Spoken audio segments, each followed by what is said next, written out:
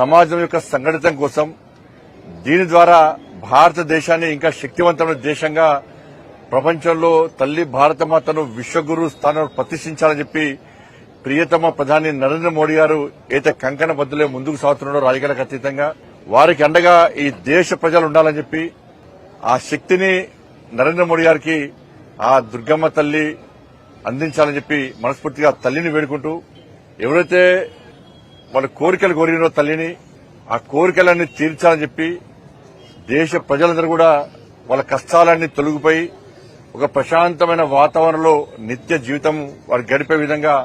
ఆ తల్లి ఆశీర్వదించాలని చెప్పి ఒక్కరి కోసం కాకుండా అందరి కోసం ఒకరికొకరు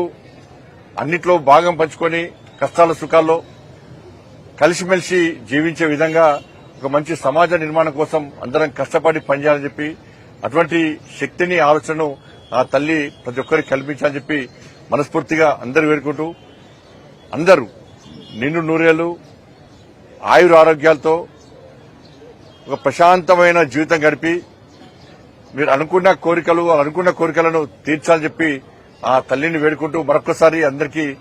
విజయదశమి పర్వదినం సందర్భంగా అందరికీ హృదయపూర్వక శుభాకాంక్షలు.